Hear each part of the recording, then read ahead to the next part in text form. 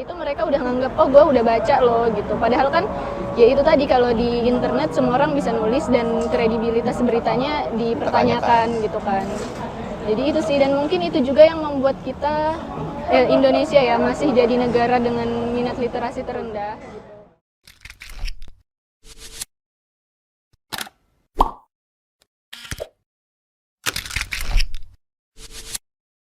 Hey guys, sekarang balik lagi di Sambil Ngopi. Sekarang gua mau ngobrol sama ARBS. Kan kemarin kita habis ngobrol sama musisi lah ya, yang udah ngerilis singlenya. Sekarang kita ngobrol sama penulis yang udah ngerilis novelnya, Karsa. Jadi yang berminat beli mungkin bisa DM ke IG-nya. Bisa Anissa_ARBS. Nah, di bisa ya ada. Edit kasih. Linknya ada di deskripsi untuk DM IG atau DM IG gue juga nggak apa-apa. Ini ARBS ini 2 dari 7 miliar manusia yang beruntung yang terlahir sebagai adik gue. Ya, cuman 2 orang lah yang bisa jadi adik gue. Ya benar. Beruntung lah ya tapi. Ya, anggap aja beruntung lah ya. Semoga amin. Ya, lu ngerasa beruntung gak punya kakak kayak gue? Iya beruntung sih. Oke. Nggak, gue mau nanya. Lo dari kapan sih demen nulis, baca, dengan suka literasi itu dari kapan? Kalau suka baca dari kecil sebenarnya kan, dari SD. Cuma kalau untuk nulis sendiri iya dari kecil juga suka nulis, cuma nulis diary yang alay gitu, yang nulis hari ini ngapain aja gitu-gitu. Cuma kalau untuk nulis cerita kayak fiksi gitu, kayak bikin cerpen, itu mulai gua tekunin pas SMA sih. Awal SMA tuh gua nulis di Wattpad, cuma waktu itu kayak dapat saran dari orang-orang, katanya jangan nulis di Wattpad karena takutnya banyak plagiarisme gitu. Jadi gua mulai hapus dan draftnya itu gua tulis di laptop aja gitu. Ya, lumayan jeleknya di Wattpad itu. Mungkin untuk nyari pembaca bagus, tapi kalau untuk originalitas kurang di situ. Iya. Menjaga originalitasnya ya. Nah, banyak juga orang-orang yang cuma lo bisa coba caranya gini. Untuk kalau cuma pengen nyari pembaca, lo share ininya aja, sebagian aja intro awalnya. Jadi kalau orang tertarik, lo suruh email gitu. Bisa. Jadi kalau ada plagiarisme, ya lo bisa ngelacak nih siapa aja yang minta sebenarnya. Tapi emang nggak nggak komersil sih. Iya. Jadi kalau di situ ya emang bukan untuk komersil. Jadi ya kalau lo mencari duit dari situ ya nggak bisa. Lo tadi bilang lo lebih nulis dari nulis diary dari alay. Terus ini menurut lo alay nggak?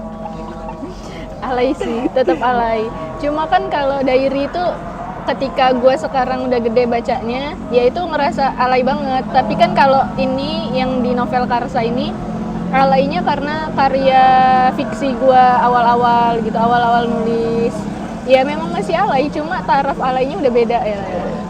Ya kalian ada kalau Raditya Dika itu pernah ngomong, dia bilang semua orang itu pasti ngerasa semua orang itu pasti alay pada waktunya. Tapi setelah dipikir-pikir setelah gue pikir-pikir, emang bener konteks alaynya itu bukan ngelakuin hal alay, tapi ketika ngelihat masa lalu kita. Jadi ada juga yang bilang tragedi plus time sebenarnya komedi. Jadi yang dibilang alay itu ya komedi, maksudnya alay itu jadi dipindah disubstitusi ke komedinya.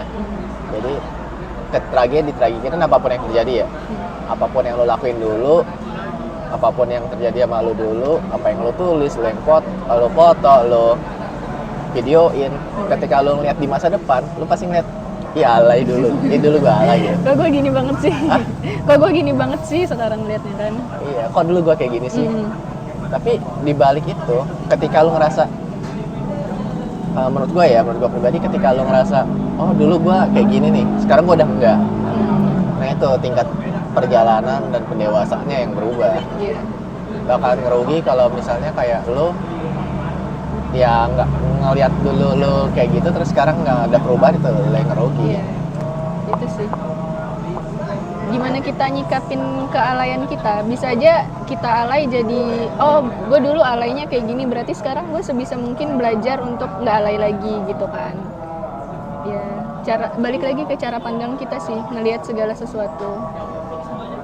Ya karena sebenarnya alay itu untuk perumpamaan jadi konotasi negatifnya. Iya. Tapi kalau dilihat dipahami secara benar ya sebenarnya bukan alay, jatuhnya itu kayak ya emang perubahan diri kita. Iya, kita yang udah lebih dewasa ngelihat masa lalu kita gitu. Ilmu kan semakin banyak ilmu yang kita dapat, semakin banyak buku yang kita baca, semakin banyak hal yang kita lihat, semakin banyak yang kita dengar kan merubah mindset kita kan, merubah cara pandang kita, sudut pandang kita.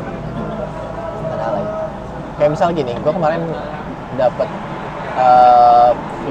point of view kayak gini. Misal dulu gue waktu SMA lah ya, SMA atau awal-awal kerja, mungkin lo tahu Kangen Band kan? Dulu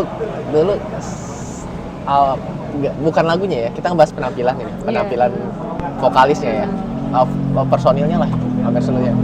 Kita katain dia alay gitu. Tapi sekarang apa iya lu masih ngelihat personilnya, ngelihat Andika Kangen Band gitu, masih ngelihat dia alay? Padahal kalau dilihat-lihat dari dia tampil di talk show segala macam, cara dia berpikir, terus gue pernah baca artikel yang ngebuat soal dia, yang dia mau berusaha nyelesain, bukan nyelesain malah, dia udah setelah itu baru mau daftar kuliah karena paket C, dia kan nggak lulus SMA, terus daftar SMA, daftar paket C, terus tujuannya dia daftar paket C biar bisa kuliah. Enggak, itu udah bukan itu perubahan dia yang luar biasa gitu. Dia udah setua itu masih ada niat buat belajar gitu kan berarti perubahan dia yang bagus ya. Dan kalau gua yang sekarang ngeliat dia masih kesel sama dia karena dia alay dulu, itu ya guanya berarti yang rugi, guanya nggak berkembang. Sementara dia berkembang dari yang tadinya bisa dibilang alay, berantakan gitu, kita jadi orang yang peduli akan pendidikan, jadi orang yang pengen terus belajar. Masa iya gua masih kayak dulu yang nggak berubah, yang lihat dia masih dari covernya doang gitu. Tapi ya ini sih kalau menurut gue ya, kan Andika cara penampilan masih, yang gue lihat masih kayak dulu, nggak beda jauh lah dari dulu. Nah yang ngerubah itu ya cara kita ngeliat dia. Dulu kita ngeliat dia alay segala macam karena emang pemahaman kita ya, kayak pengalaman kita, apa yang kita dengar dan segala yang lo sebutin tadi itu masih minim kan. Makanya kita gampang ngejudge orang itu kayak gitu, karena kita masih belum suka, masih minim membaca, minim mendengar, dan ya pemahaman kita yang masih sempit itu, wawasan kita yang masih sempit itu kadang ngebuat kita terlalu gampang mengotak-ngotakan orang. Kayak tadi Andika Kangen Band itu dulu kita bilang alay, padahal kita lupa siapa tahu dia emang kayak gitu kan, emang style dia kayak gitu. Jadi ya gitu sih, seiring bertambahnya umur kita, bertambah luasnya pemahaman kita, pengetahuan kita tentang dunia, ya kita bisa lebih toleran, lebih nggak ngejudge orang gitu. Ya bisa dibilang asal judgement, asal ya kayak gitu tuh cuma karena kekurangan pengetahuan kita. Iya, perspektif kita melihat sesuatu itu masih sempit. Iya. Bener banget. Terus lo ada project lagi nggak setelah ini, novel ini? Ada sih, cuma kalau untuk pribadi gue sekarang itu penurunan sih kalau untuk minat menulis. Gue lebih fokus nulis ke ini karena kan sekarang lagi kuliah dan ikut penelitian dosen gitu, lagi sibuk di dunia kampus, dunia pergerakan kayak gitu kan, namanya mahasiswa. Jadi nulis untuk fiksi-fiksi, untuk cerpen-cerpen ini agak berkurang. Tapi kemarin gue ikut ini program menulis bersama Bunda Literasi Provinsi. Itu nanti juga tulisannya akan diterbitkan. Jadi jatuhnya ya kayak ini, antologi cerpen gitu sama temen-temen dari seluruh kota di Provinsi Lampung gitu. Dan rilisnya nanti pertengahan bulan Juli ini insya Allah. Bentar lagi ya. Itu buat komersil apa enggak? Enggak. Tapi nggak tahu sih karena pesertanya itu banyak dan ada beberapa, gue baca di grup itu mereka bilang ayo dong kita sebarluaskan gitu, nggak cuma kita aja jadi yang bisa baca gitu. Iya, menurut gua bakalan jadi meaningless ketika suatu bacaan nggak bisa dibaca. Iya. Dibaca sama banyak orang itu jadi meaningless gitu. Dia emang sebes. Dan yang bikin maksudnya apalagi ya, suatu bacaan itu bacaan yang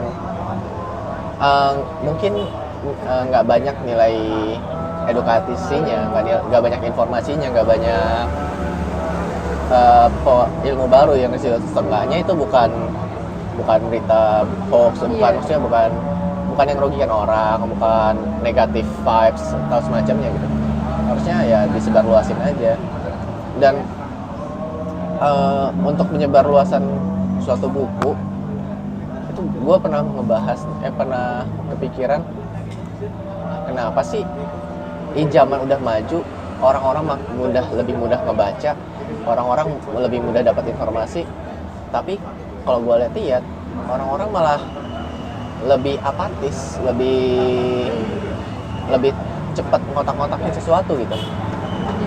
Dan secara nggak langsung gue ya kepikiran dari situ juga, dari buku juga, karena orang-orang sekarang yang dibaca media yang minim penyaring. Kalau di buku kan lo nulis sesuatu disaring banyak tahapannya kan, nggak langsung bisa terbitkan. Walau even itu bukan nggak dicetak buku ya, maksudnya bukan novel atau yang banyak revisi gitu, walaupun jadinya dia jadi media cetak kayak koran atau semacam itu kan tetap ada penyaring filternya, nggak bisa asal gitu. Dan untuk nulis di suatu platform atau suatu yang kayak gitulah, kayak web informasi gitu nggak bisa sembarang orang gitu. Kalau perlu pendidikannya, perlu pelatihannya gitu. Kalau sekarang kan sembarang orang bisa nulis ya, ke aslian ceritanya dan bisa dipercaya atau tidaknya tulisannya, kredibilitasnya dipertanyakan ya. Ya itu ya, mungkin karena itu ya udah teknologi udah berkembang pesat, jadi setiap orang tuh bisa nulis di mana aja dan bisa ngebaca di mana aja. Jadi mungkin yang lo sebut tadi orang-orang makin apatis itu karena mereka ngebacanya ya hanya apa yang ada di medsos gitu. Karena mereka mungkin ya anggapan orang-orang terkait literasi kan hanya tentang membaca tanpa paham apa sih literasi membaca itu apa sebenarnya. Apa yang dibaca yang bisa disebut literasi itu bacaan yang kayak mana gitu. Dan ya itu orang-orang tuh hanya baca caption di IG atau tweet di Twitter, itu mereka udah nganggap oh gue udah baca loh gitu. Padahal kan ya itu tadi, kalau di internet semua orang bisa nulis dan kredibilitas beritanya dipertanyakan gitu kan. Jadi itu sih, dan mungkin itu juga yang membuat kita Indonesia ya masih jadi negara dengan minat literasi terendah gitu. Karena itu mungkin menurut gue juga. Oh iya, gue juga pernah baca tuh. Sebenarnya Indonesia itu jatuhnya negara dengan minat baca tinggi, tapi berliterasinya rendah. Minat, iya benar. Bukan, kemampuan bacanya tinggi. Dengan negara dengan kemampuan baca tinggi, tapi minat bacanya yang rendah. maksudnya minat bacanya rendah ya itu yang dibaca lo kuat nih baca chattingan WA, chattingan apa, ngeliat caption apa di IG, TikTok segala macam. Tapi untuk baca buku, baca berita, baca koran, baca ya informasi-informasi kayak gitu kurang. Gitu. Lebih demen dengerin vlog atau apa gitu daripada podcast. Kan kalau podcast enggak ya apa namanya, ada aja lah yang bisa lo pelajarin dari podcast ya, entah itu podcast yang serius ataupun podcast bercanda. Tetap aja enggak, maksudnya podcast serius itu ada nih, podcast serius misalnya kayak podcast yang jatuhnya kayak apa ya, podcast yang terkenal kayak misalnya podcastnya Najwa Shihab atau entah podcast atau Tokyo gitu, Najwa Shihab gitu kan, tetap walaupun podcastnya bercanda kayak misalnya podcastnya yang punya gitu, yang punya misalnya komika gitu kayak Radit atau misalnya Panji atau Abdur atau siapapun gitu, atau Uus bahkan, tetap aja ada point of view yang bisa lo pelajarin ketimbang yang konten-konten yang cuma flexing, pamer flexing, nunjukin dia hidup gimana ya, hidup dia gitu. Yang gue nggak demen dari vlog itu gitu, hidup dia gitu, lo cuma bisa nontonin cuma dapat irinya doang. Iya. Ya nggak pernah kan lo ngeliat orang nge-YouTube ya nge-vlog susah nyari makan gitu, nggak pernah. Mungkin banyak ya orang yang udah nanya apa sih cita-cita lo, apa sih mimpi lo. Nah gue mau nanya satu, nggak jauh beda, cuma pertanyaan nggak jauh beda, tapi mungkin lebih rumit dan jarang orang yang nanya gitu. Apa sih bentuk ideal di masa depan yang lo mau dari diri lo? Aduh, gue mencerna pertanyaannya dulu ya. Bentuk ideal. Lo idealnya lo pengen jadi kayak apa gitu? Karena kalau lo cita-cita lo apa? Cita-cita itu ya udah apa ya, kontekstualnya apa yang pengen lo raih doang. Tapi bentuk ideal dari diri itu ya banyak faktor. Idealnya Lo pengen kayak gimana? pengen apa ya? Ambigu jawaban gue nya. Gimana? Pengen jadi orang yang ideal ya menurut gue. Orang yang ideal menurut gue adalah orang yang tetap memberikan kebaikan dan kebermanfaatan jadi apapun dia gitu. Termasuk gue gitu. Kalau gue kan cita-citanya pengen jadi hakim MK. Dan gue menulis pun bukan mengejar royalti ya itu faktor kesekian lah, tapi tujuan utamanya ya tetap ngasih info ke teman-teman, ngasih info ke masyarakat gitu kan, ya ngasih tahu apa yang ada di otak gue gitu, apa yang pernah gue alamin segala macam kan, ya gitu sih kalau menurut gue. Ngejawab nggak sih? Iya, ngejawab, maksudnya itu bisa jadi jawaban kan, karena pertanyaan gue itu nggak ada jawaban benar atau salah. Iya, idealnya gue tetap jadi orang yang bisa menjadi lebih baik, menggapai cita-cita gue tanpa kehilangan idealisme gue gitu. Ya idealisme gue, anak perjuangannya susah.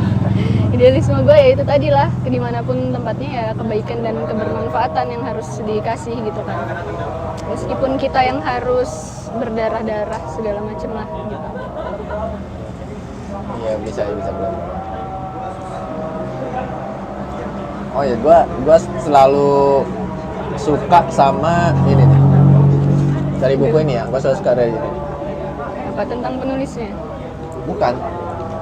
Yang gue selalu suka ketika baca karya lo, gue udah dua kali baca apa ya namanya, buku lo gitu. Pertama Karsa, yang kedua ada buku lagi kan yang apa namanya, kerja sama Ya, organisasi kan, organisasi lo. Tapi kan itu jatuhnya bukan karya lo ya, itu karya bersama. Nah, yang gue selalu suka itu bagian yang sama, di bagian ini nih. Tidak memiliki keahlian khusus selain berkali-kali mencintai dan mengagumi sastra. Cita-citanya sangat sederhana, menjadi sahabat bagi semesta. Gue selalu suka itu. Kenapa lo bisa kepikiran itu? Gak tau, gue sumpah itu kan gue nulis ya dadakan, nggak ada perkiraan apapun gitu. Gue nulis aja kira-kira untuk itu kan di bagian tentang penulis ya di akhir buku gitu. Gue mikir apa ya yang beda, dan gue yang ngetik gitu aja tanpa gue sadarin, dan sekarang baru realize gitu kalau iya ya emang bener gue banget gitu. Dan banyak, nggak cuma lo doang yang ngomong, banyak orang-orang pun yang kagum dengan tulisan itu. Tapi itu bukan pencitraan ya, mungkin itu emang menggambarkan diri gue, cuma dengan narasi yang lebih bagus gitu, yang dengan narasi yang lebih menjual gitu loh. Buktinya banyak orang-orang yang suka, berarti laku dagangan gue. Iya, cuma ya mungkin yang itu yang di Karsa begitu, cuma yang di buku satunya itu lebih ada tambahan dan itu lebih bagus. Dulu gue lupa tambahannya apa. Iya.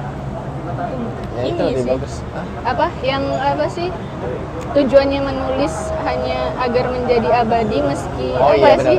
Iya benar. Gue lupa juga itu. Ya tujuannya menulis hanya untuk menjadi abadi walau apa? Walau, oh ya, walau Tuhan memintanya kembali. Iya.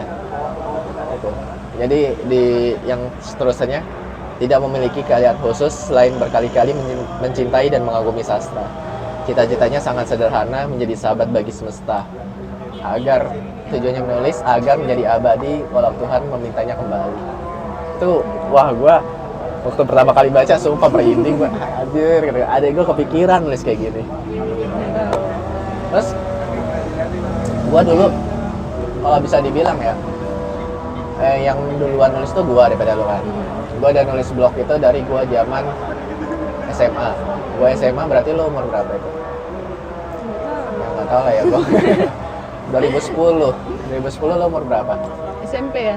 SMP ya? Iya nggak sih? Enggak lah. Masih SD kan? Iya, Gua masih masih SD.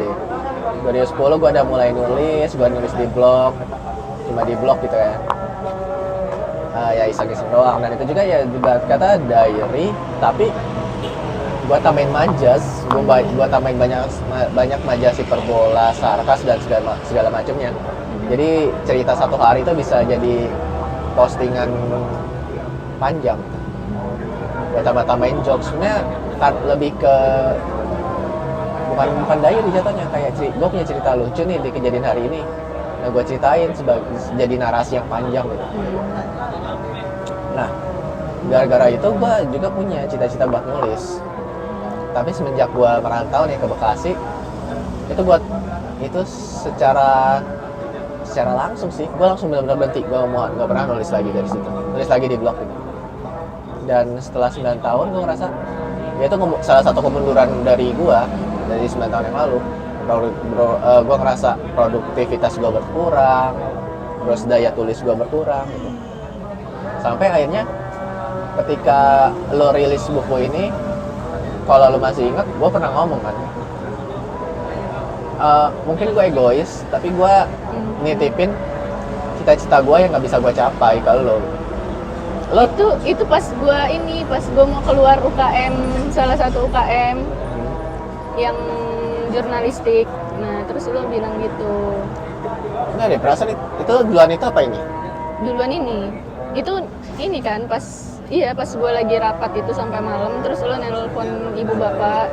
Terus gue cerita gue mau ini keluar dari UKM ini. Menurut lo gimana? Iya, terus perasaan lo gimana ketika gue tiba-tiba ngomong kayak gitu? Ya agak bergetar. Ulu hati saya. Ya ngerasa ini sih punya secara nggak langsung kan lo ngasih tanggung jawab gitu. Ya gitu. Ya berat lah pasti gitu kan. Dan gue pun sekarang setiap males nulis, males ini, gue inget itu gitu. Yang pengen jadi penulis itu nggak cuma gue, tapi kakak gue juga gitu kan. Banyak yang nitipin harapan besar di gua, tapi ya gimana ya, gua masih sibuk dengan dunia kampus dan dunia pergerakan. Nah itu maksudnya setelah gua ngomong itu ya gua ngerasa beberapa waktu setelah gua ngomong itu gua ngerasa gua yang kurang ajar. Cita-cita gua titipin ke orang itu kurang ajar, sumpah. Gua ngerasa kayak gitu. Gue ngerasa gue terlalu egois nitipin cita-cita gue ke lo. Harusnya ya cita-cita gue ya gue yang ngejar gitu. Kenapa gue kasih ke lo? Dan karena gue sadar diri, makanya gue kan bilang ke lo kalau ini gue juga punya cita-cita ini. Kalau lo butuh bantuan apapun bilang aja gitu kan. Oh, itu bentuk tanggung jawab ya? Itu bentuk tanggung jawab karena gue secara sadar gue udah nambahin pressure di lo gitu, nambahin beban di pundak lo untuk apa namanya ya, untuk ikutan mikul cita-cita gue gitu. Ya tapi itu sih ya yang gue bilang di awal tadi, bisa jadi ini pemompa semangat. Justru ya mungkin harus berterima kasih kali ya. Tapi ya gitu deh. Gitu deh apa? Ya itu ketika gue males nulis gitu kan, ya gue inget momen itu gitu. Ya inget balik lagi, yang punya cita-cita ini bukan cuma gue. Dan ketika rilis buku pun ibu bapak seneng gitu kan, orang-orang di sekitar gue juga bangga gitu. Berarti emang kemampuan gue nulis ini ya jangan sampai berhenti gitu. Dan di kampus juga kating-kating gue itu selalu bilang, ada satu kating yang bilang gini, tiba-tiba tuh lagi nunggu kumpulan, kita orang sama-sama di parkiran kan, terus dia bilang gini, Nis, kemampuan nulisnya jangan ditinggalin gitu aja ya. Kakak tahu kamu lingkungan anak-anak organisasi semua, anak-anak pergerakan, dan mungkin kamu nggak punya waktu untuk itu, tapi emang itu masanya. Makanya kakak ketika udah demisioner, ketika udah nggak punya amanah di lingkungan pergerakan, kakak sekarang mau nge-push itu apa yang kakak tinggalin, dan kakak harap kamu bisa seimbangin antara pergerakan dan tulisan kamu. Dan di situ gue kayak, ya Allah, ternyata banyak banget ya yang merhatiin kemampuan gue. Agak aduh. Iya. Soalnya menurut lo gitu, gue baru inget tadi ketika lo bilang cita-cita lo jadi hakim MA ya? MK, hakim MK. Gue selaras nggak sih sama, ibarat kata menulis ini kan passion lo.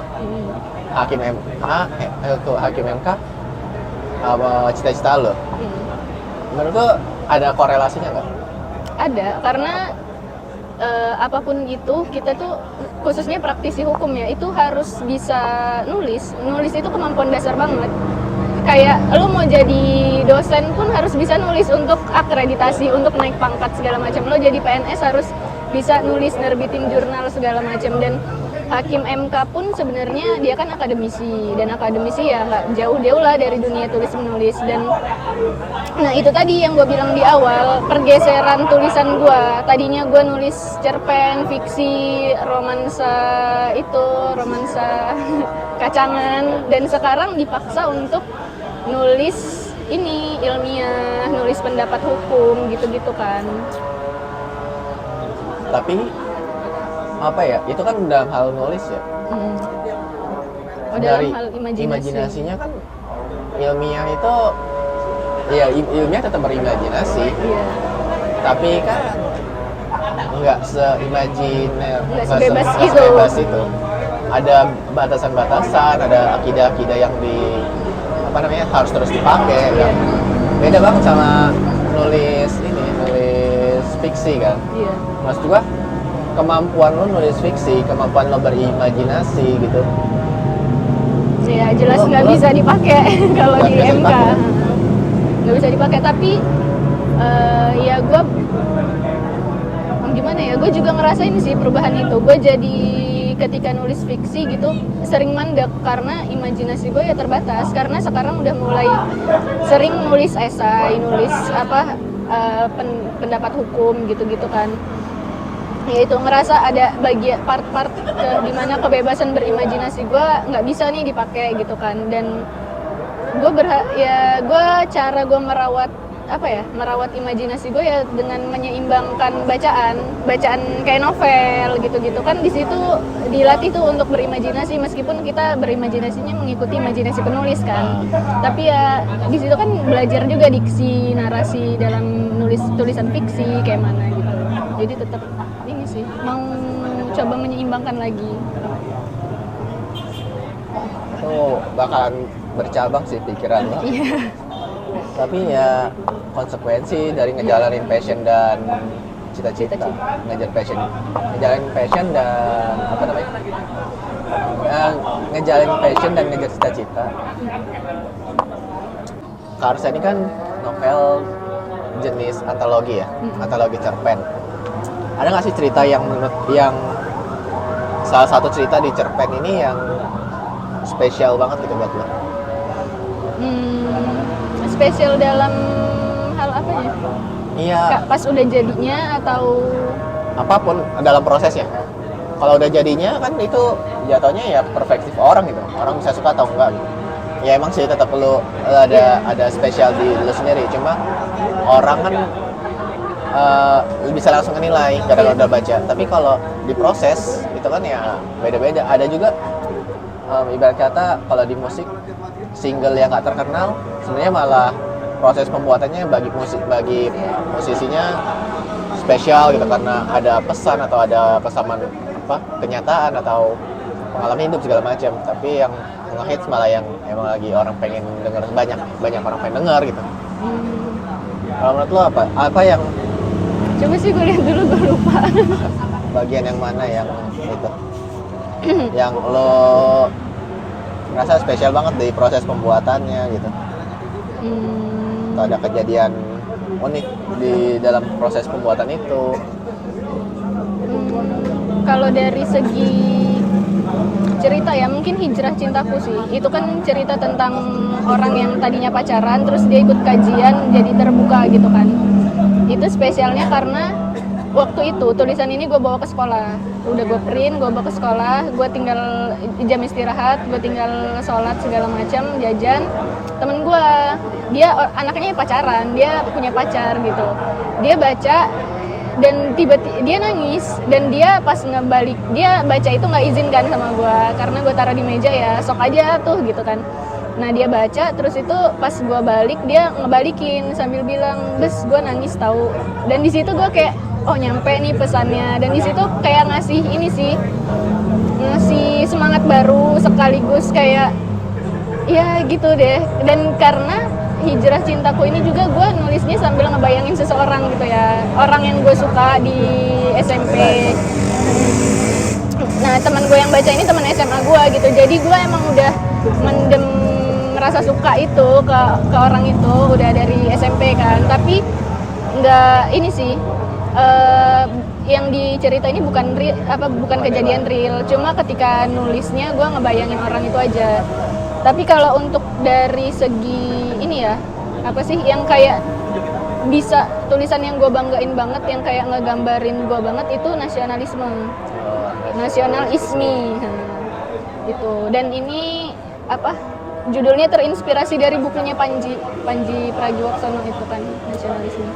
Sama kan judulnya juga? Iya, terinspirasi. Nah tadinya tulisan ini kan udah jadi tuh, terus gue bingung kan apa ya judulnya. Gue tanya-tanya lah ke teman-teman gue, terus kata ada temen gue, nasionalisme aja. Nah kok nasionalisme? Terus ya dikasih tahu tentang buku Panji itu, dan dari situ gue justru baru tahu kalau Panji punya buku itu. Baru gue cari dan di Gramet ternyata nggak ada, jadi gue beli second di Shopee, tapi ori. Iya.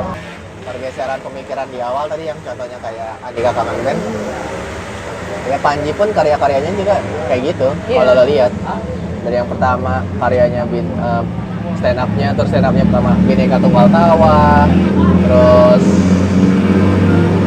pokoknya makin lama makin pudar tuh nasionalismenya. Sebenarnya bukan makin pudar karena ya jiwa menggebu-gebu dia udah mulai realistis aja. Gak ada yang salah selama ya pemikirannya dan tindak tanduknya nggak nyalahin aturan yang ada. Oh iya, ini kan di Karsa ini banyak nih cerita-ceritanya yang tentang cinta-cintaan nih, cerpen cinta-cintaan. Itu kenapa lo nulis cinta-cintaan? Bisa dibilang 80% lah ya. Yang pertama karena itu tadi ya, kemampuan gue belum mampu untuk nulis hal-hal yang terlalu serius tapi dibikin fiksi nih. Gue bingung nyelipinnya, masih belum bisa lah bikin kata-kata yang ya mungkin kalau orang-orang pergerakan kayak buku-buku api sejarah gitu atau apa gitu, kayak yang pokoknya intinya kemampuan gue belum bisa untuk menulis fiksi selain cinta-cintaan. Dan yang kedua dan ini faktor ekonomisnya karena emang orang-orang di Indonesia sekarang dan mungkin di seluruh dunia ya, Iya. kisah cinta-cintaan itu nggak akan pernah nggak laku gitu. Iya. Gitu selalu jadi konsumsi kita dari anak-anak sampai orang tua pasti akan terenyuh gitu ketika baca tentang cinta gitu.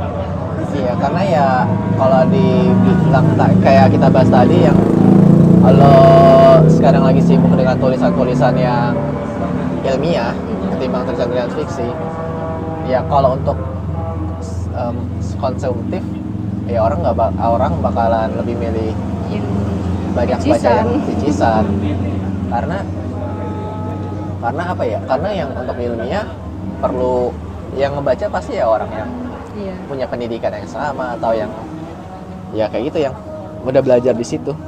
Kalau fiksi kan nggak perlu pendidikan khususnya kan, bukan tinggi, nggak perlu pendidikan khusus untuk Iya. bisa menikmati fiksi. Tapi kalau untuk tulisan ilmiah ya lo perlu pendidikan yang minimal ada basicnya lah di situ gitu. Tuh. Kenapa lu tiba-tiba bikin YouTube? Kenapa tiba-tiba gue bikin YouTube? Berarti lo harus nonton video pertama gue yang udah gue upload di YouTube. Itu juga bukan sih, gue ngejelasin kenapa sih gue tiba-tiba bikin YouTube gitu. Itu ada di video pertama gue,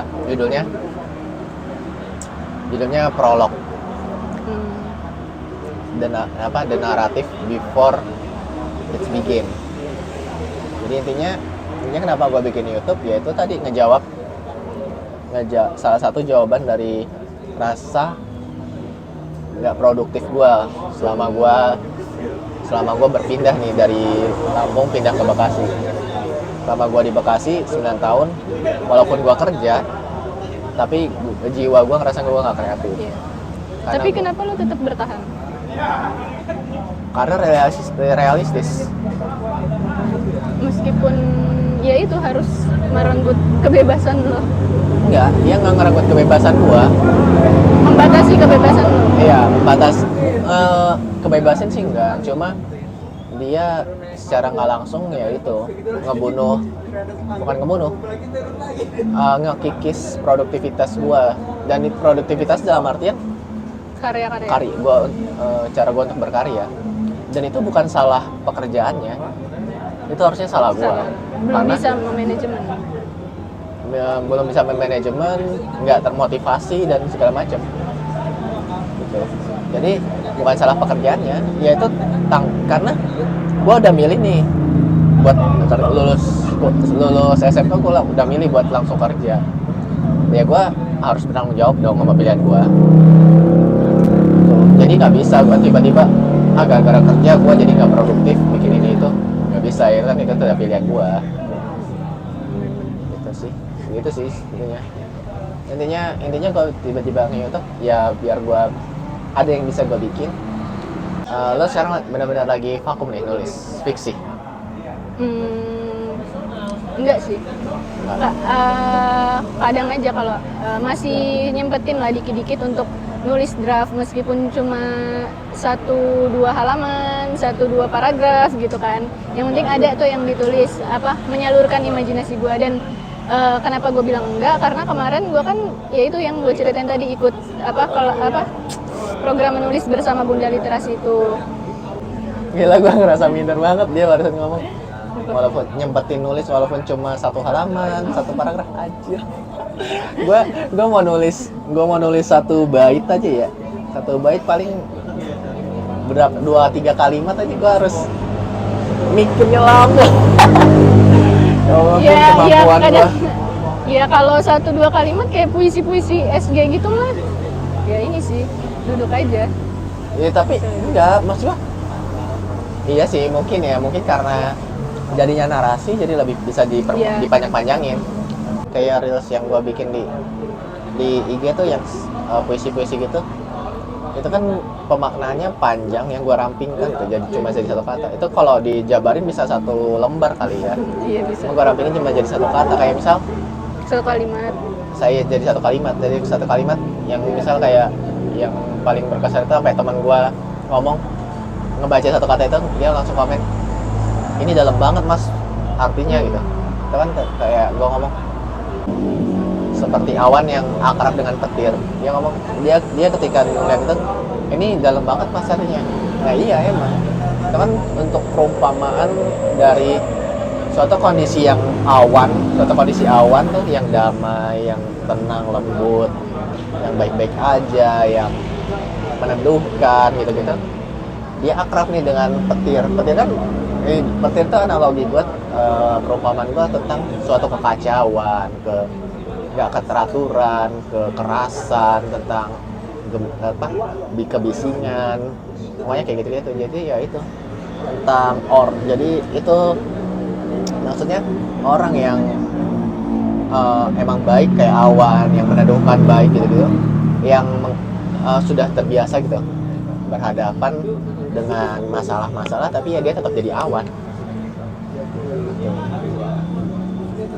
Ya itu ya, jadi dua kontradiksi ya, dua kontradiksi antara awan sama petir disambungkan dengan kata akrab itu ya gitu ya. Ya dalam lah ya intinya. Ya intinya dalam, ini juga mikirnya panjang gitu, tapi ya sih. Tapi tetap sih kalau untuk nulis panjang buat bernarasi juga kayaknya gue masih kurang sekarang. Biasa. Belum. Terinspirasi dari siapa sih gitu? Mau nulis gitu? Terinspirasi. Nggak tahu ya. Nggak tahu. Atau di bidang nulis gitu lo pengen jadi kayak siapa? Kayak Tirsa enggak juga sih, dia udah nggak nulis lagi. Siapa ya? Kayak Terelie gitu.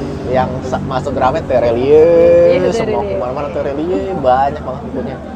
Yeah. Dan ya tahu dia kemampuan nulisnya bagus banget loh ya. Mas juga sih. Dia buku sebanyak itu tetap punya sudut pandang yang beda, bagus gila. Dan selalu ada nilai di setiap novelnya. Iya. Dan gue ya mungkin satu buku ibaratnya ya. Kalau nya satu buku satu nilai, dan nilainya tuh dibedah. Dibedah jadi narasi yang panjang, itu jadi bagus. Itu keren banget. Gila, emang hebat banget tuh orang.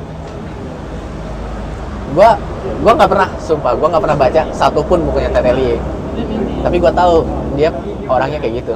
Gue cuma ngeliat novel dia, terus gue baca sinopsis belakangnya. Gue tahu nih bulan kan banyak tuh, bulan, bintang, komet, daun yang jatuh tidak pernah membenci angin tuh. Wah. Tapi Janji sih, gue kemarin baru selesai baca Janji, keren, baca deh. Itu paling baru? Iya, 2020 pas COVID. Awalnya gue ragu kan mau beli itu karena kemarin kan beliau mau kesini. Ya. Nah terus tuh gue mau minta tanda tangannya, tapi gue nggak punya novel dia yang selama ini gue baca tuh ya minjem gitu. Jadi gue kayak pengen beli nih biar ntar dapat tanda tangan. Nah, terus ya gue cek, gue ke Gramet kan, gue udah megang bukunya, gue ragu, gue baca sinopsisnya di kata terakhir sinopsisnya itu yang bikin gue pengen banget beli. Apa? Kematian, mati. Jadi janji yang selama ini kita lakuin, hal-hal yang kita lakuin selama ini itu akan terpaut dengan janji kita ke Tuhan. Karena ya itu, ya gitu deh pokoknya. Iya, gue juga pernah dengar tuh ada teori yang gitu bilang gitu. Entah teori entah apa. Kalau nggak salah Mas Sabrang yang ngomong. Kalau nggak salah Sabrang yang ngomong. Jadi dia ngomong itu. Jadi kita ini sebenarnya ngejalanin hidup ya sebenarnya udah terikat janji sama pencipta kita. Cuma kita diamnesiakan soal itu. Gitu. Nah, mungkin itu konsep takdir kali ya.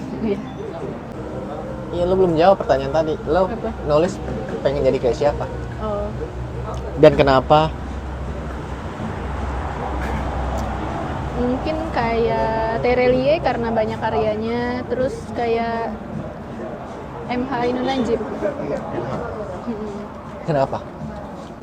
Karena ya itu, kalau dari segi fiksi segala macam, gue pengen kayak Terelie yang tetap bisa menyelipkan nilai-nilai itu dan sampai ke pembacanya dan tetap produktif gitu kan. Tapi kalau dari segi yang lebih luas, yang lebih apa ya, lebih ilmiah mungkin, lebih serius tulisannya, ya pengen kayak MH, kayak Cak Nun. Berarti lo masuk Maiyah? Enggak. Nggak masuk Maiyah? Ini ketemu masuk Maiyah? Nggak cuma, ya itu sih gue nggak ngikutin Canun, nggak ngikutin itu, cuma ya bagus aja gitu ya pemikirannya, pola pikir intinya yang bagus lah. Ini gue ngikutinnya Sabrang ya. Oh, Sabrang. Sabrang yang gue ngikutin, itu pemikirannya yang ketika orang lain menabrakkan agama dengan sains, dia menyatukannya gitu. Karena ya secara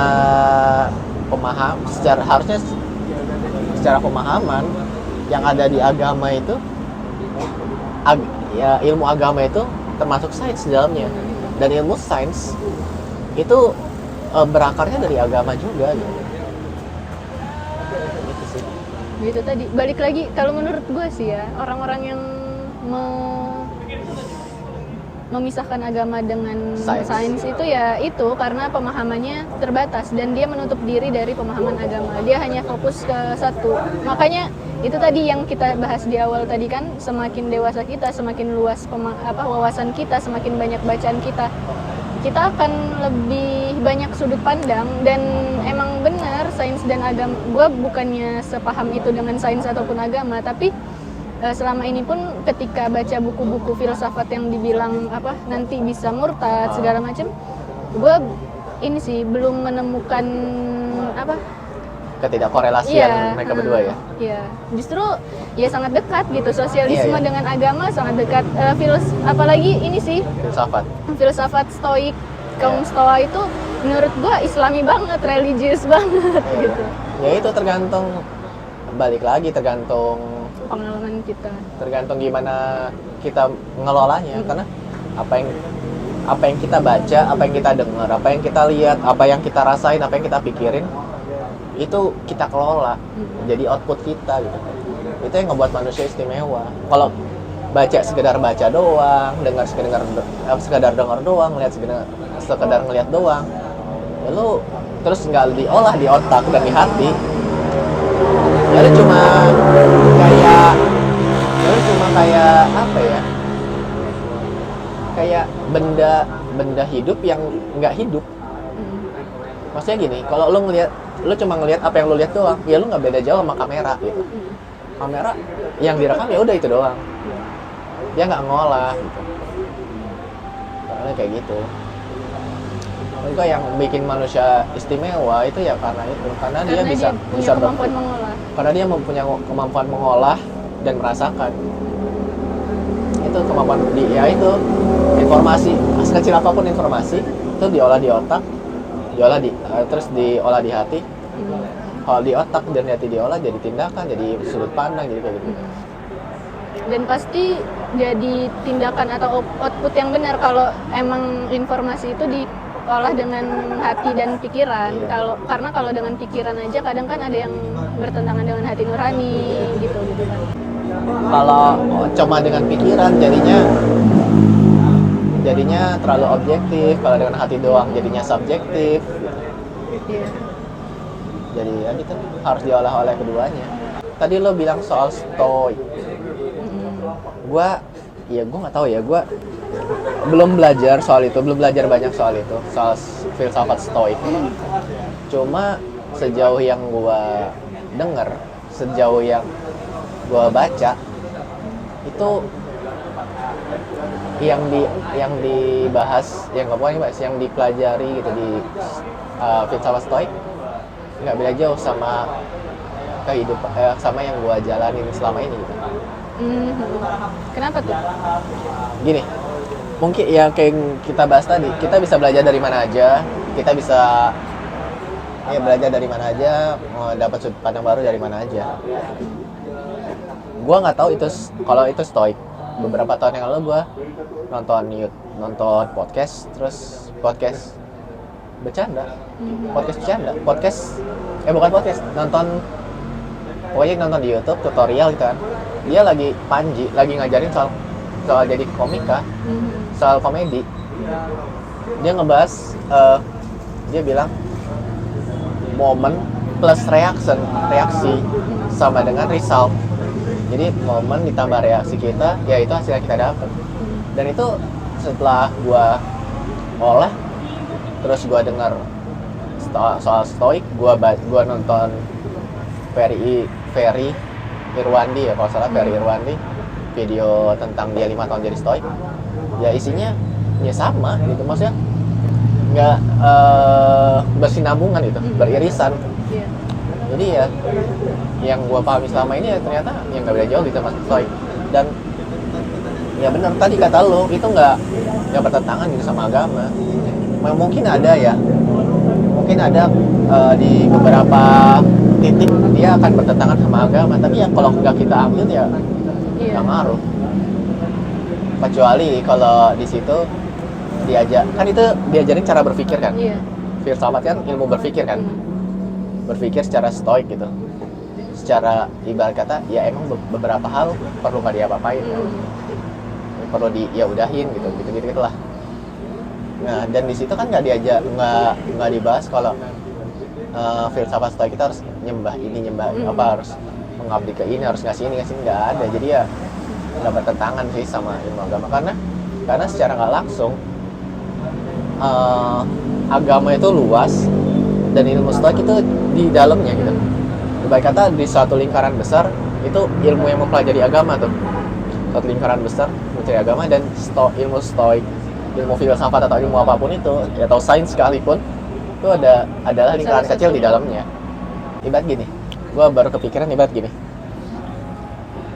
ada ayat yang gue lupa ayat apa, ayatnya intinya gini, tidak Allah berikan ilmu kepadamu kecuali sedikit. Ada kan ayat itu ya? Gue lupa ayatnya gimana, pokoknya gitu. Allah tidak memberikan ilmu kepadamu kecuali sedikit. Nah, sedikitnya itu semana sih? Nggak ada yang tahu sedikitnya itu semana, karena nggak ada parameternya. Kalau kita bilang sedikitnya itu 1, parameternya berapa?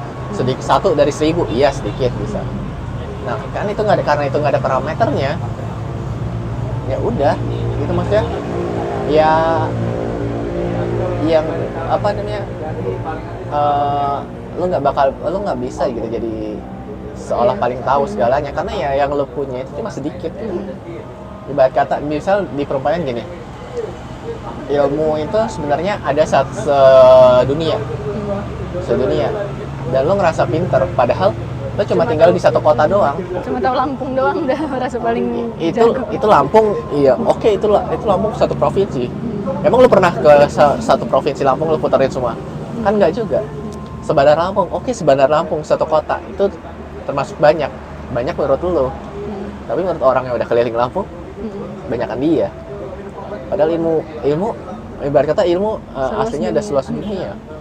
Bahkan seluas dunia pun, bahkan ibarat kata kayak siapa penjelajah yang paling banyak yang jelajahin dunia gitu. Columbus misal yang dia muterin dunia kan, nemuin benua bla bla bla segala macam. Seluas perjalanan dia pun ada miliaran hektar tanah di bumi ini yang nggak pernah dia jelajahi gitu. Itu sih. Kayak misal bahkan seluruh manusia di dunia ini di tingkat penjelajahannya di bumi digabungin tuh, pasti tetap ada titik di mana semuanya nggak pernah ke situ gitu. Ada yang luput dari kita. Ada yang luput dari jejak langkah manusia itu kan. Iya. Kalau tahu misalnya ada titik di mana gitu nggak pernah diinjak, misalnya anggaplah segitiga Bermuda, nggak ada yang pernah nginjak situ gitu kan. Atau kalau yang di Indonesia apa namanya, segitiga Bermudanya Indonesia, taunya segitiga Bermudanya mana? ada Bermudanya Indonesia, Masa Lembo. Masa Lembo, lo tau film kan, ada tuh dulu filmnya di Trans, film Masa Lembo yang kapal jatuh situ. Itu Masa Lembo, disebut segitiga Bermudanya Indonesia. Nah, tadi kan kita ngebahas soal lo kayak siapa sih gitu di penulis ya. Gua kan notice satu hal, misalnya satu nama yang nggak lo sebut. Padahal dia, kalau nggak salah sampai sekarang deh, satu-satunya orang Indonesia yang Pram. iya, yang masuk Iya. Nobel ya. Tadi gue mau nyebut Pram, cuma lu bilang kan sekarang. Oh. Sekarang gue nyari sosok yang sekarang. Yang masih ada. Ya, itu. Tapi ya kalau inspirasi ini ya Pram, Tan Malaka. Nggak tahu kenapa gue terinspirasi banget sama pemikiran orang-orang yang dicap kiri gitu. Cap Gitu. kiri. Tan Malaka sama Pramudian. Anantatur. Kayak Pramudian Anantatur.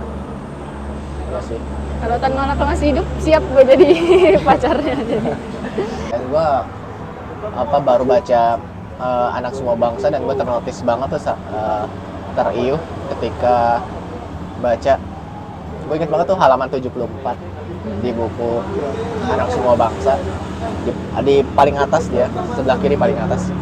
Ada tulisannya, Jean ngomong. Siapa namanya? Jean siapa? Jean Maramis. Ya, Jean Maramis ngomong. Kita orang terdidik. Kita orang terdidik dan sudah seharusnya bijaksana bahkan sejak dalam pikiran. Tuh menurut gua, iya Ya. harusnya gitu. Harusnya. Untuk closing kali ini, lo ada nggak closing statement sebagai penulis? Closing statement ya. Iya sih, karena dari tadi kita bahas tulisan ya. Cuma mau ini mengquote kata-kata Firsa Besari. Kalau kata dia, membacalah untuk tahu apa yang ada di masa lalu dan menulislah untuk memberitahu mereka yang ada di masa depan. Jadi jangan pernah berhenti membaca dan jangan pernah berhenti untuk menulis gitu. Meskipun sekarang masih punya keinginan menulis baru dikit banget ya, nggak apa-apa, mulai aja gitu. Siapa tahu tulisan itu dibaca anak kita kan nggak ada yang tahu dan itu memberi dia informasi tentang masa sekarang gitu. Lo ngomong kita ke diri lo sendiri ya? Iya. Iya.